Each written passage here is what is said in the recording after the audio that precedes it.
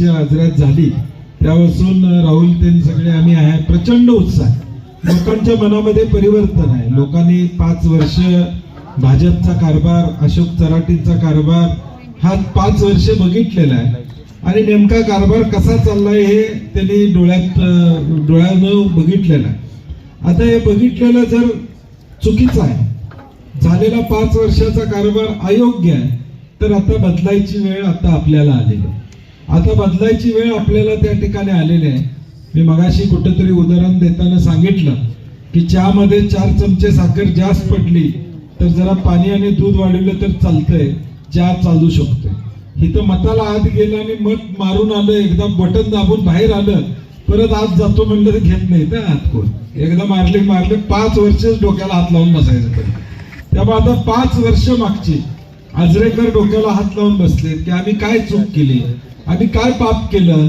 असं कोणतं आमचं पाप होतं की या अशोक चराटींच्या नेतृत्वाखाली पॅनेलला आम्ही मतदान केलं आणि या शहराची वाताहत झाली, या शहराची वाट लागली, या शहरामध्ये होत्याचं नव्हतं हे शहर झालं. कारण की मी म्हटलं तसं आजरा शहराची भौगोलिक परिस्थिती अशी आहे, प्रचंड पाऊस असणारा हा परिसर आहे. पावसाळ्यातल्या इथल्या अडचणी वेगळ्या आहेत, उन्हाळ्यातल्या अडचणी वेगळ्या आहेत आणि थंडीतल्या अडचणी वेगळ्या आहेत. म्हणजे या आजरा शहराला टुरिझमच्या बाबतीत अनेक चांगल्या गोष्टी आपल्याला करता येईल. एक ऐतिहासिक शहर आहे आजरा शहर, छत्रपती शिवाजी महाराजांचा वारसा लाभलेले हे शहर आहे आणि म्हणून या शहरामध्ये अनेक चांगल्या गोष्टी करता येणं शक्य आहे. आता त्या चांगल्या गोष्टी कुणाकडून होतील? ज्याच्याकडे दृष्टी आहे त्याच्याकडून होतील. ज्याचा इंटरेस्ट कॉन्ट्रॅक्टर मध्ये आहे त्याच्याकडून चांगल्या गोष्टी या ठिकाणी होणार नाही.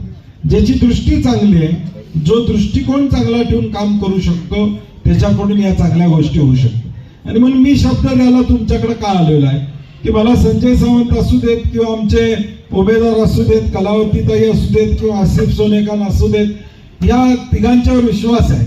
मी पहिलं पडताळणी केलेली आहे की करेक्ट उमेदवार आहेत, काय अडचणीचं काही प्रॉब्लेम नाही. मी खात्री करून घेतलेली किंवा उमेदवार सगळे चांगले. किरण काय फिटच आहे. किरणने एवढा पैसा आणलाय बाबा, माझ्या कोऱ्या सह्या घेत होता पालकमंत्री असताना. कशा प्रॉपर्टीवर घेतल्या नाहीस ना?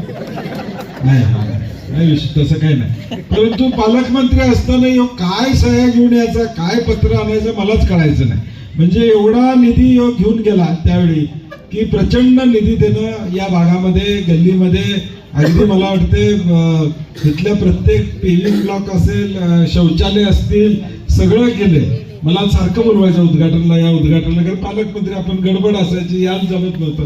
खरं विचारानं प्रचंड काम या भागामध्ये चांगल्या पद्धतीनं, ताकदीनं या गल्लीमध्ये सगळीकडं या परिसरामध्ये या ठिकाणी केलं. आणि म्हणून हे दोन्ही उमेदवार आमच्यासाठी उद्याच्या भविष्यकाळात महत्वाचे, ज्याचा उल्लेख आलमबाईंनी केला की काँग्रेसच्या विचाराचे मतदारसंघ आहेत.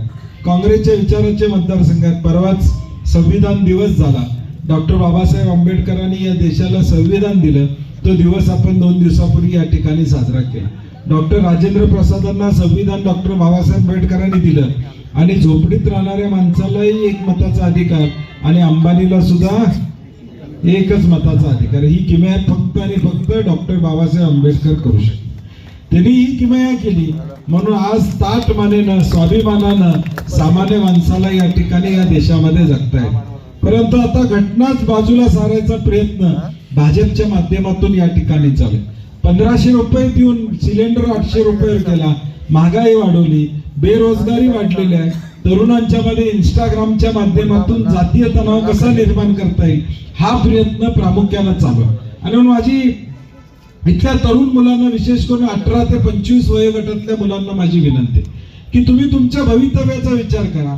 इंस्टाग्रामवर ज्या रील्स येतात ह्या प्रॉपर प्लॅनिंग केलेल्या रील्स आहेत. प्रॉपर प्लॅनिंग करून जातीय तणाव कसा निर्माण करता येईल हा प्रयत्न प्रॉपरली या ठिकाणी केला जातो. आणि म्हणून आम्ही सुद्धा त्या ठिकाणी शांतपणे बघितलं पाहिजे की हे घडतंय खरं आहे का खोटं आहे, हे खोटं आहे का खरं आहे, याची चाचपणी आता केली पाहिजे. आर्टिफिशियल इंटेलिजन्सच्या माध्यमातून आता काही मोबाईलवर होऊ शकते. म्हणजे पुढे बसणारा 100% बोलला असं वाटेल एवढा आर्टिफिशियल इंटेलिजन्सवर व्हिडिओ आता तयार करतायत.